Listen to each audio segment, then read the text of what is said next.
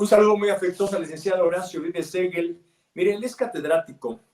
Se lo voy a decir, es una eminencia ahí en el ITAM, su alma mater, es un hombre queridísimo ahí en el ITAM, es politólogo, además es un experto en temas electorales. Horacio, un gusto saludarte, ¿cómo estás? Muy buenas tardes. Raimundo, pues muy contento de conversar con tu audiencia y muchas gracias por la cálida bienvenida. Estamos en comunicación con los amigos y amigas pues de las distintas redes sociales. Suscríbase a nuestro canal de YouTube, @RC Noticias México, y en Facebook, RC Noticias México, y por supuesto en las demás redes sociales. Horacio, preguntas obligadas, tú que eres un experto, además tú estuviste, ahora sí que el día 2 de junio, en el cuarto donde se estaba decidiendo la suerte de los mexicanos, por lo menos de los próximos 6 años. La pregunta obligada, tu conclusión de las elecciones, Horacio. Pues mira, de alguna manera como coexistieron dos cosas que son interesantes. Por un lado, un cierto entusiasmo por parte de la campaña opositora, pensando en que había, digamos, un desgaste por todos los errores, omisiones y malos resultados que está entregando el gobierno que concluye, que estén en sus últimos suspiros. Y por otro lado, pues también estaba de alguna manera soterrada una operación por parte del gobierno, del régimen, en la cosa de mantener el gobierno, de mantener el poder, donde pues fue fundamental la propaganda, fueron fundamentales los apoyos, los programas sociales, la injerencia del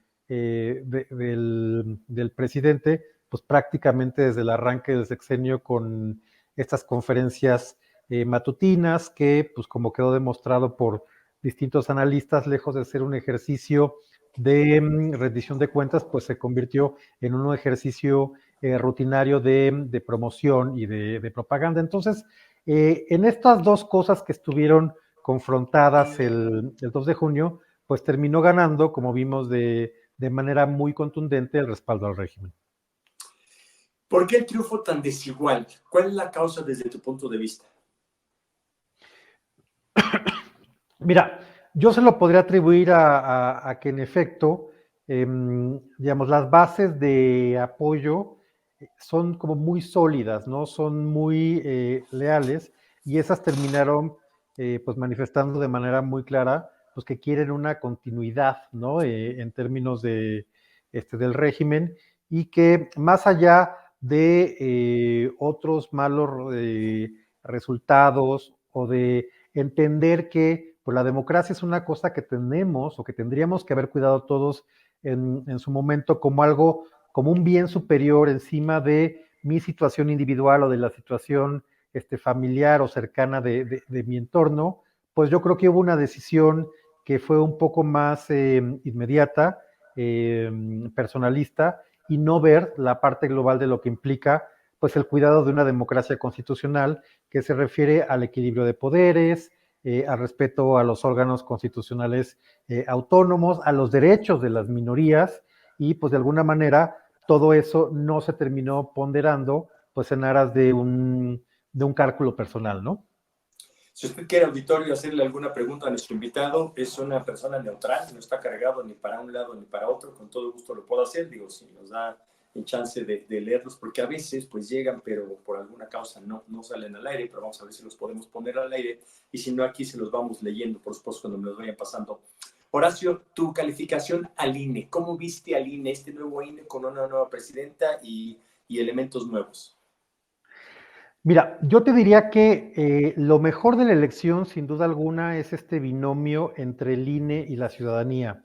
¿A qué me refiero? A que las cosas que tradicionalmente han funcionado bien desde que tenemos un IFE-INE autónomo que tiene que ver con un servicio profesional electoral, con funcionarios comprometidos en que en la parte central de la elección, que es la jornada electoral, lleguen los materiales, las boletas, las urnas, las mamparas, y muy importante haber capacitado a toda la ciudadanía que iban a ser los funcionarios de casilla, porque hay que recordar algo que vimos ahora en la jornada electoral que es muy importante.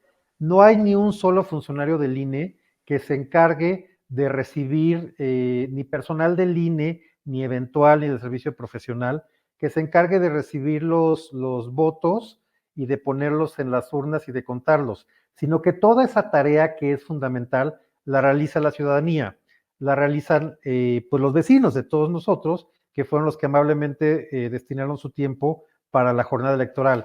Entonces, digamos, esta combinación de una ciudadanía que está comprometida con la elección de sus autoridades, más la parte profesional por parte del INE, sin duda alguna, creo que es lo mejor que se ha visto proceso electoral tras proceso electoral. Y esto tiene lógica porque tiene que ver con el diseño y con la construcción de un servicio profesional de carrera, que sería una de las cosas que lastimosamente se podrían perder en caso de una reforma al INE. Ahora bien, específicamente en términos de qué pudo haber sido mejor en la jornada electoral, pues probablemente tal vez un resultado un poco más ágil, un poco más rápido, porque si bien por distintas fuentes de alguna manera ya había trascendido que era un resultado irreversible y además bastante abierto, pues lo que hubiera sido deseable es que pues tal vez el INE pensara en un mecanismo para dar el resultado, por lo menos de la elección presidencial, un poco más rápido y tal vez esperar a las proyecciones de las cámaras legislativas, diputaciones y senadurías. Y también algo, Raimundo, que me parece muy penoso y en lo que sí hay que trabajar, que esto no es culpa del INE, sino más bien pues de cómo son las contiendas políticas, es esta cosa de que todo el mundo se declare ganador, ni bien cierran la jornada electoral, lo cual habla de una mala calidad de los demócratas, porque pues tendrían que esperarse a que la autoridad electoral primero diera los resultados y después pues asumirlos. Y esto no quita que, por supuesto, los partidos políticos puedan tener y ejercer su derecho de eventualmente impugnar cualquier resultado, sobre todo cuando las elecciones son cerradas. Pero ese espectáculo de ver pues que todo el mundo es ganador cuando se cierran las casillas, me parece algo en lo que tenemos que seguir trabajando como democracia. Mira, te llama Mara, bueno, te saluda Mara Campos, saludos, juega en Pumas, no sé si Pumas femenil, bueno, es una mujer por supuesto, no sé si en Pumas profesional. Dice, la Tadei fue como el árbitro de la final América Cruz Azul, así te lo pone. ¿Sí la calificaríamos así? Mira, yo creo que tuvo que ver con este proceso, que de ninguna manera pensaría que fue malintencionado, de por primera vez en la historia dar los resultados de las 3 elecciones, presidencias, senadurías y diputaciones. Tal vez en lo que habrá que pensar para dentro de 6 años, si es que llegara a existir el INE como lo conocemos, ¿no? Es que, pues en efecto, el resultado de la elección de presidencia, que evidentemente es la que mayor expectativa y que crispa los nervios, que es la más importante, pues se dé a conocer de la manera más rápida posible, ¿no? Y sin descuidar, por supuesto, la calidad del comité que se encarga de la selección de las muestras del conteo rápido, porque pues al final del día hay que tomar en cuenta que ni el PREP ni el conteo rápido son instrumentos oficiales, son resultados preliminares. Y estos se echaron a andar, pues justamente para evitar esos vacíos de información. Pero tiene que haber, evidentemente, mucho cuidado técnico y mucha precisión para dar a conocer esos resultados, porque al final del día los está aportando la propia autoridad electoral y eso es importante. Nos dijeron que felicidades por esta estupenda plática. Bueno, pues tiene mucha culpa el invitado que tenemos en esta ocasión. Muchas gracias. Román de la Noria te dice, en el VAR, en el fútbol, el VAR no cambió el resultado. En el INE sí se cambió cuando se cayó el sistema. ¿Estás de acuerdo con eso? ¿Quién es? Es el Román de la Noria. La Noria debe ser en Xochimilco, en el sur de la Ciudad de México. Claro. A ver, sí creo que es importante decir de manera categórica que no hubo ningún tipo de fraude, ni caída en el sistema, ni nada que se le parezca, y que lamentablemente ese es un fantasma que nos viene persiguiendo desde la elección 1988, pero justamente tras esa elección crítica, pues dio lugar a que hubiera una reforma política que permitiera que una institución independiente pues fuera la que organizara las elecciones. Entonces, sí me parece muy importante señalar, digamos, de manera muy fehaciente y categórica y sin lugar a dudas y desmentir claramente, pues esta idea o percepción de que hubo fraude. O sea, los votos que contaron nuestros vecinos y vecinas en las casillas, pues fue los votos que emitió la gente. Ahora bien, pues esto es muy distinto y esa es otra discusión que por supuesto podemos dar en otro momento sobre los temas de compra y de coacción de voto. O sea, esto es, en realidad, todo el electorado llega en condiciones libres e informadas para emitir un voto razonado y un voto libre, pues eso evidentemente da a una discusión que pasa por otros resortes. Pero lo que sí es un hecho es que los resultados que se dieron tienen que ver con cómo la ciudadanía decidió marcar, cruzar sus boletas ese día y cómo fueron contadas. Y también estos resultados, es importante precisarlo, ya cuando se da la validación de los resultados, que es en los cómputos distritales. Probablemente tu público tenga esto presente porque fue algo muy reciente. Los resultados que se dan el domingo en la noche son apenas preliminares. Los resultados oficiales se empiezan a construir con el recuento de algunos paquetes electorales durante los cómputos distritales que empiezan el miércoles pasada la elección, que en este caso fue el miércoles 5 de junio, en todo el país, en los 300 distritos, y ya una vez que concluyeron esos cómputos distritales, que fueron consistentes tanto con el PREP como en el conteo, allá tenemos los resultados oficiales, que no definitivos porque todavía hay impugnaciones que tiene que resolver el Tribunal Electoral. Tengo más preguntas, pero déjame hacerte ahora sí que la pregunta que tenía yo programada, porque creo que vale la pena. Aguántame tantito, ahorita le hacemos las preguntas al licenciado Horacio Vives-Segle, es catedrático del ITAM. Es un hombre pues muy querido en su alma mater, en su escuela. Es politólogo, escribe en varios diarios. Además es un experto en temas electorales, por eso lo tenemos con nosotros. Usted le quiere hacer alguna pregunta, algún cuestionamiento, adelante.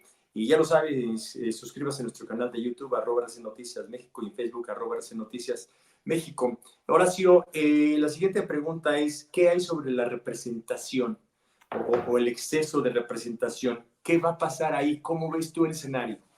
Pues en realidad esa es la gran pregunta clave, Raimundo, y te agradezco mucho que me la hagas para poder dar una interpretación, una explicación sobre esto.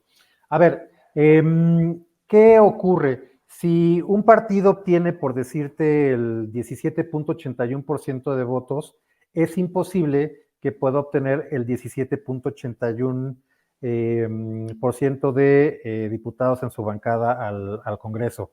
Esto es, la representación estricta y pura es imposible, pero además de eso, en México existen mecanismos de representación mixta, porque por ejemplo la Cámara de Diputados se integra por 300 diputados de mayoría relativa, uno ganador en cada distrito de los 300 que hay en el país, y 200 de representación proporcional, que además es una cosa muy técnica porque no es una lista nacional, sino son 5 listas por circunscripciones. En el Senado todavía es más complicado porque el partido coalición que gana se lleva 2, el mejor perdedor se lleva 1, y entonces ahí están 96 y los otros 32 salen de una lista nacional de representación proporcional. A lo que voy es que nuestro mecanismo de integración de las cámaras es mixto y se pueden generar pues un montón de efectos mecánicos que inhiben esta desproporción. Entre ellos, por ejemplo, los convenios de coalición. ¿Qué es lo que está de alguna manera tratando de, la narrativa que está tratando de generar el oficialismo? Y yo creo que aquí, bueno, no creo, estoy convencido que la Secretaría de Gobernación cometió una imprudencia que inclusive puede ser una ilegalidad, porque dentro de las facultades recordemos que las autoridades solamente pueden, bajo el principio de legalidad, solamente pueden hacer lo que les está permitido, y dentro de las facultades de la Secretaría de Gobernación no está dar a conocer resultados electorales o proyección de resultados electorales, sino que es una atribución exclusiva del INE, o de las autoridades electorales en el ámbito estatal, y que en su momento el Tribunal Electoral ratificará. Entonces, ¿qué significa esto? Están tratando de generar esta narrativa de que los partidos de la coalición, sigamos haciendo historia de la coalición oficialista, tienen que ser sobrerepresentados bajo algo que en efecto está contemplado en la Constitución, que es una sobrerepresentación de hasta el 8% de legisladores con respecto a los votos obtenidos. Esto, por ejemplo, Raimundo, llevaría a cosas tan absurdas como que el Partido Verde, que es miembro de la coalición, que quedó en quinto lugar por sí mismo en términos de la votación para diputados federales, se convirtiera en la segunda bancada más grande en la siguiente legislatura. Y el PAN, que sacó el doble de votos que el Partido Verde, obtuviera la mitad de diputados que el Partido Verde. Entonces, pues están en juego todas estas interpretaciones y toda esta defensa jurídica de estas interpretaciones, pero yo espero que cuando lo termine de resolver esto, las áreas jurisdiccionales, el tribunal, pues terminen dirimiendo la cuestión diciendo que los partidos y las coaliciones pues deben de someterse a ese principio constitucional, ¿no? Que está en el artículo 54. Oye, mira lo que dice Magu Carpinteiro. No es cierto, mentira. Se las dejaron ir y bien dobladas, así dice textual, en la Asamblea Legislativa. Es un tema bien interesante. Y eso ya pasó en la Asamblea Legislativa en la Ciudad de México. ¿Quién es Magu Carpinteiro? A ver, ese es otro punto interesante, porque, a ver, el INE en su momento es el que se va a encargar en agosto de hacer esta distribución de diputaciones plurinominales una vez que se terminen de resolver todas las impugnaciones, y eso lo va a terminar resolviendo el INE en siguientes semanas. ¿Por qué es distinto en el caso de la Ciudad de México? Porque para el Congreso de la Ciudad de México, que ahora es el Congreso de la Ciudad de México, no la Asamblea de Representantes o Asamblea Legislativa, que lo fue antes, sino ahora para el Congreso de la Ciudad de México, el Instituto Electoral de la Ciudad de México es el que ya emitió un acuerdo sobre cómo se deberían de asignar esos diputados de representación proporcional para el Congreso de la Ciudad de México. Y lo que ocurrió en este momento fue que los partidos dijeron, pues más allá de que hubiera ganado la elección, yo no quiero permanecer en este grupo parlamentario. Entonces eso llevó a una interpretación de una parte del Consejo General del Instituto Electoral de la Ciudad de México a cambiar sobre la mesa pues los resultados que la ciudadanía emitió en las urnas. Sí quiero decir que hubo 12 consejeras que estuvieron en contra, en minoría, de este acuerdo que tomó la mayoría, y que creo que ellas estuvieron bien en la interpretación correcta, que básicamente, pues no puede ser que en función de un oficio que dice un partido, oye, pues yo no quiero pertenecer a esta bancada, sino a la otra, pues que hagan un nuevo reparto, una nueva distribución de cómo quedarían estas diputaciones de representación proporcional. Pero esto que en efecto es una decisión que ya se tomó por 5 votos a favor y 2 votos en contra de 2 consejeras que a mi juicio tuvieron el criterio correcto, Erika Estrada y Carolina del Alto, pues esto se va a tener que resolver en los tribunales, porque yo creo que sí fue una interpretación incorrecta por parte de la mayoría del Consejo General del Instituto Electoral de la Ciudad de México. O sea, es un asunto que está por resolverse. Gracias a la gente que está participando. Ahí teníamos a Darinka Franco y que preguntaba que si sabes cuántos votos en el extranjero fueron para cada candidato. ¿Tienes ese dato? Pues sí, en efecto, a ver, sabemos que en algunos lugares, por ejemplo, pues en Madrid, que recordarás que hubo una afluencia muy importante de votos en favor de Xóchitl Gálvez, pero pues también en otros lados, en Estados Unidos, pues sí hubo una distribución, digamos, desigual, ¿no? En términos de los apoyos, pero sí pues, refleja, digamos, una tendencia distinta a cómo se dio el voto en el territorio nacional. Oye, tenemos aquí también licenciado Agúndez del despacho Agúndez y Asociados. El tribunal tiene que cambiar la representación.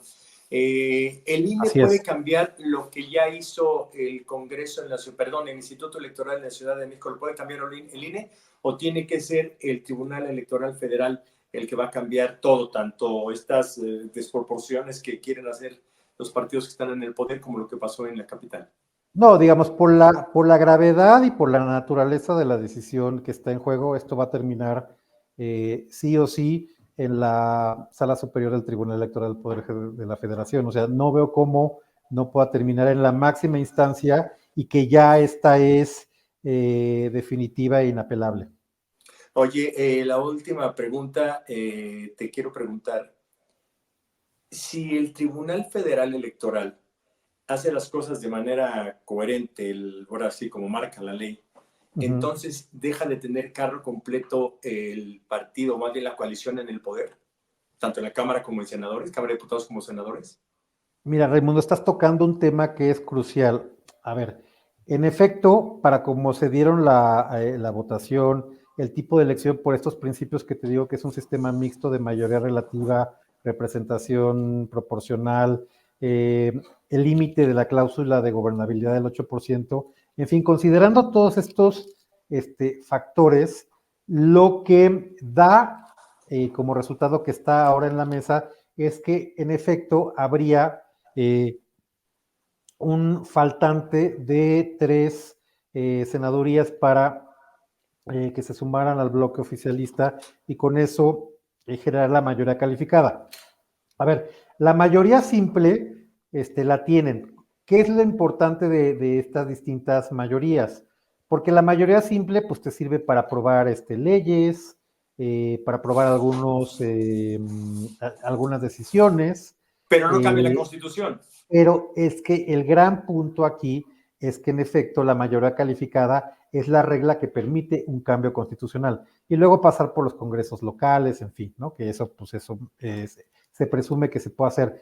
Pero, digamos, lo que sea el equivalente a lo que tuvimos esta legislatura del llamado bloque de contención, que es la posibilidad de que una sola fuerza política no cambie a su arbitrio y a su antojo la Constitución, lo cual es gravísimo, pues depende de que en efecto este bloque de contención se pueda, uno, construir y dos, mantener. Ahora, te tengo una noticia o un escenario que no es muy esperanzador, Raimundo, porque pues nada podría impedir que eventualmente cuando arranque la legislatura, pues esos 3 legisladores o más se terminen sumando al bloque oficialista. Y te pongo un antecedente que es muy claro. Hace 6 años, recordemos, que el Partido Verde hizo campaña con Nueva Alianza y con el PRI postulando al candidato del PRI. O sea, eran la coalición electoral que postuló pues, a José Antonio Amid y a otros tantos cargos a nivel nacional. ¿Y qué ocurrió? Que cuando arrancó la legislatura, le dan, digamos, la espalda y pues se suman de inmediato al bloque de Morena y por eso también Morena arrancó la legislatura con un apoyo legislativo infinitamente superior tanto a lo que había determinado la ciudadanía con sus votos en la jornada electoral, como en las decisiones que tomaron las autoridades electorales de cómo iban a Eso quedar. podría pasar en este próximo Podría 1 de septiembre. perfectamente pasar, podría perfectamente pasar. Entonces, pues justamente lo que están haciendo los partidos, sobre todo los de la oposición, es generar los incentivos correctos, primero para que se logre el bloque de contención y segundo, para que no haya escisiones, para que no haya chapulines, utilizando la expresión coloquial, pues que vayan a brincar de un bloque opositor al bloque oficialista. Híjole, es como pedirle que deje de hacer calor en estos días, así como que está medio Pues en chino. ya Bueno, conversaremos ese tema más adelante, ya veremos si tengo razón o no, Raimundo. sí creo que va a ser bien interesante que estés con nosotros cuando se den las cosas, sobre todo las decisiones importantes. Licenciado Horacio Vives Segel, ¿con qué te quieres despedir? ¿Tú me escuchas? ¿Con qué te quieres despedir, licenciado Horacio Vives Seguel? Pues, mira, yo me despediría con la reflexión de que, pues en definitiva, el 2 de junio de 2024 fue un día bisagra para la historia de este país, para la historia contemporánea, el día en que se decidió que una fuerza política se le entregara, digamos, pues el poder, digamos, de una manera muy clara, sin, digamos, sin mucha necesidad de convocar o de conciliar a la oposición, sin contrapesos, que esto creo que me parece algo muy delicado en términos de cómo puede subsistir una democracia constitucional. Entonces, yo creo que aquí el mensaje es, pues si de alguna manera le tenemos un poco de cuidado, de cariño y de respeto a la democracia como la conocíamos, que va a ser muy importante hacer un ejercicio de rendición de cuentas de quienes va a ser la nueva clase política y por supuesto, pues no bajar la guardia en términos de ser, digamos, una ciudadanía activa, una ciudadanía que también sea disidente y crítica, pues porque justamente ahí va a estar, digamos, la clave de generar, digamos, estos incentivos para que una visión política del país, pues no avasalle a quienes no coinciden o a quienes no piensan o que no tienen esa coincidencia con el proyecto político hegemónico.